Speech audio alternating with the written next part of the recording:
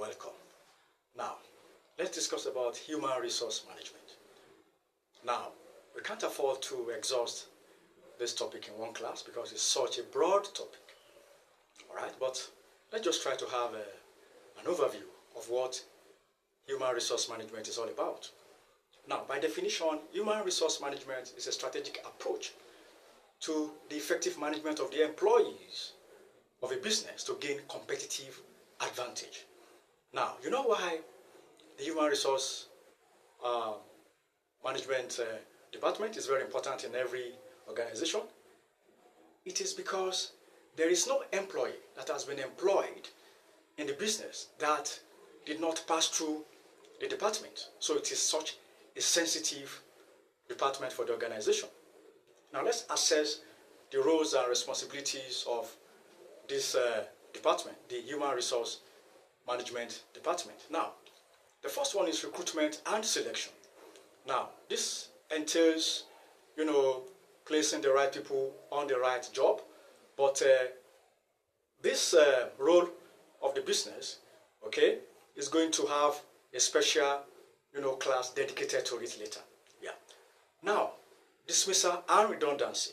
Now, it is also the duty of the Human Resource Management Department to dismiss and make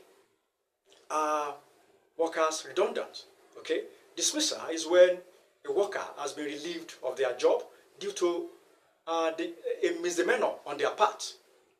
But redundancy is when a worker has been relieved of his or her job due to no fault of his or hers. It is when their services are no longer required, that they get relieved of their jobs. Now, another responsibility of the HRM, which is the Human Resource Management, is training of workers. Now, why do they have to train workers? They have to do that to improve the skills of workers. Because when you improve the skills of workers, they become more efficient. They make less mistakes. And they're able to manage machinery properly. And also, there will be higher productivity on the part of the workers. Yet another role of the HRM is worker safety. It is the responsibility of the HRM, that is the Human Resource Management Department, to ensure that workers are safe, that employees are safe.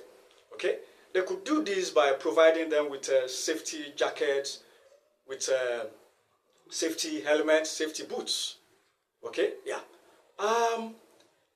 Another one is motivation of workers. Now motivation is the heart of stimulating workers, to achieve the objective of the business. So workers could be motivated in terms of wage and non-wage factors. And we shall discuss all these in details later on. Let's have a look at what labor turnover actually means. Now, labor turnover, mathematically is number of employees leaving the organization, divided by the number of workers that are employed times 100. So labor turnover actually means, the rate at which workers are leaving the job. The rate at which they are leaving the job. So let's have a look at the costs to the business of labor turnover. So number one could be bad publicity. Now, when you have a high rate of labor turnover, it will generate bad publicity among the people and in the society and in the community. That is to send a bad signal to the customers, to suppliers, and other stakeholders in the business. Then another cause could be loss of morale for other workers. Now, when workers are leaving the business, there could be a loss of morale for the existing workers. In terms of stress and work overload. Then another cause to the business could be that of difficulty in maintaining team spirit.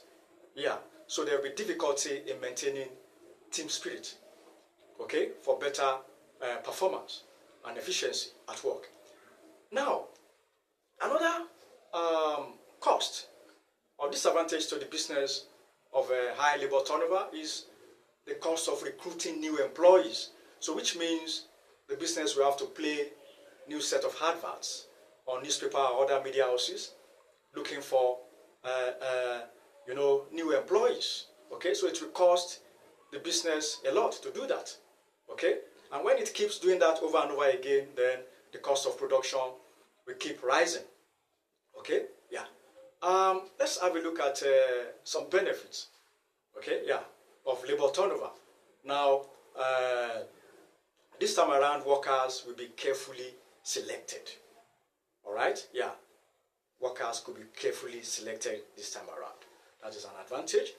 Another advantage is that new ideas and practices could be brought into the business by new employees, okay, that have just been, recruited into the business. Okay, yeah. Now, let's have a look at redundancy and dismissal. Okay, like I said, before, redundancy is when the services of labor is no longer needed and they are being relieved of their jobs. Okay, yeah. So, but dismissal is when labor has been dismissed or relieved of his or her job due to a dismissal, okay, or misdemeanor, on their part. All right, yeah. So that is due to some fault of theirs. Okay, yeah. Now, you see, there is something called unfair dismissal. Okay, so which means not every dismissal is fair. Okay, there are some dismissals that are unfair to workers or to labor. Okay, first one is dismissal on the basis of pregnancy. Okay, so if a lady has been dismissed based on the fact that she's pregnant, it is considered unfair. Okay, some dismissals could be based on the fact that the employee is a member of the trade union, which is not fair at all. Okay, yeah. Another unfair dismissal could be gender-based. Okay, just because she's female. Okay, she's being dismissed. Okay, that is not fair. All right. Then another example of dismissal could be that of race. So if dismissal is based on race, okay, racial discrimination, then it is considered unfair also. Now, religion is another one. Now, if an employee is dismissed based on the fact that he or she practices a particular religion, it's also considered unfair dismissal. So let's